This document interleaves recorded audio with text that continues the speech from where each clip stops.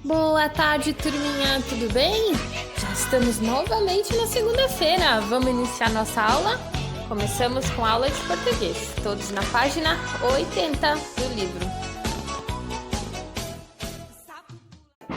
Bom, para a gente começar hoje, vamos fazer uma revisão do que a gente viu na última aula. Hora de organizar o que estudamos. Então, vamos ler o esquema e ver os sinais de pontuação que já estudamos. Então, a gente tem ali no quadro verde, sinais de pontuação no final das frases. Vamos lembrar que frase é todo conjunto de palavras, ou pode ser também apenas uma palavra, desde que ela passe um sentido completo para nós, que eu consiga entender o que ela está querendo me dizer, certo? Então, isso é uma frase. Só que para a gente ter realmente uma frase e ela ter sentido, a gente ainda tem que adicionar o ponto que fica no final da frase, né? Do lado da última palavrinha da frase. Que lado que é, prof? É o lado direito da última palavra. Vocês não podem colocar o ponto no lado esquerdo, tá? Ponto final fica sempre do lado direito da última palavrinha. Então, vamos lá. A gente aprendeu na última lição ponto final e o ponto de exclamação. O ponto final a gente sempre usa para fazer uma afirmação ou uma negação. Por exemplo, eu gosto de melancia ou eu não gosto de melancia. Estou afirmando ou estou negando, certo? E o ponto de exclamação? Esse a gente usa para os sentimentos, sentimento de medo, ansiedade, alegria, felicidade, tristeza.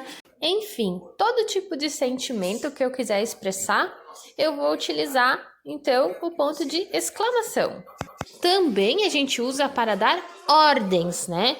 Corra, salte, brinque.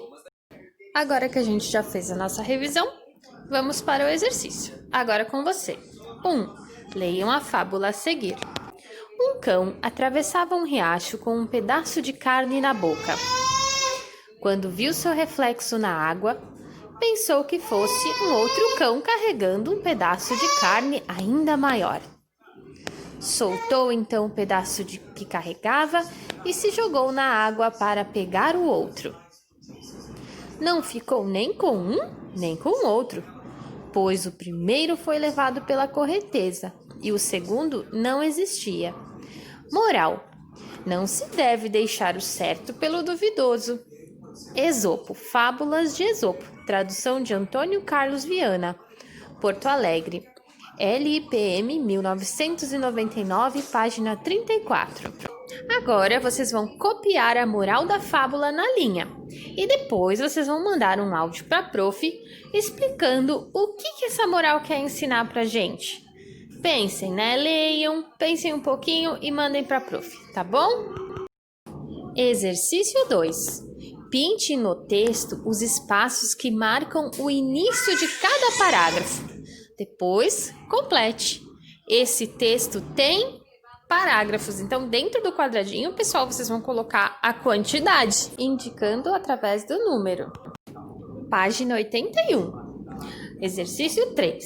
Agora é a sua vez de ler trechos da fábula. Letra A. Pessoal, a letra B a gente não vai fazer, tá? Então, ficamos só aqui na letra A. Quando for chamado, leia em voz alta, seguindo a indicação de como ler. Depois, coloque o ponto adequado no final de cada frase. Aqui a gente tem uma tabela. Então, na primeira coluna, ele vai indicar pra gente como que a gente deve ler, tá? E na segunda coluna, as frases. Vocês podem perceber que é exatamente a mesma frase. Só que quando a gente muda o jeito de ler, a gente vai mudar o tipo de pontuação. Lembram que a prof disse que a pontuação ela serve como um sinal de trânsito, né? Vai indicar que movimento que a gente deve fazer, ou seja, de que forma a gente deve fazer a leitura. Vamos iniciar na linha muito sério. Não ficou nem com um, nem com o outro, pois o primeiro foi levado pela correnteza e o segundo não existia. Agora vamos para a segunda linha. Com muito entusiasmo. Não ficou nem com um, nem com o outro, pois o primeiro foi levado pela correnteza e o segundo não existia. Agora vamos para a linha muito bravo e indignado. Não ficou nem com um, nem com outro, pois o primeiro foi levado pela correnteza e o segundo não existia. Agora que já fizemos a leitura, eu quero que vocês coloquem aí, então, que ponto será que a gente deve usar em cada situação, tá? Ali no finalzinho, entre parênteses, ali tem o parênteses, vocês coloquem no meio. E pra gente encerrar, vocês vão fazer a leitura para a prof, fazer um áudio, lendo dessas 3 formas, esse parágrafo, tá bom? Então, aí vocês vão ler para a prof muito sério, depois vocês vão ler muito entusiasmado e por último, vocês vão ler muito bravo, indignado, tá bom? Do mesmo jeito que a prof fez aí no áudio, vocês vão fazer o áudio para a prof para me mandar, para a prof ver se vocês entenderam como é que a gente faz a leitura em sinais diferentes, tá bom? Beijo, fico esperando.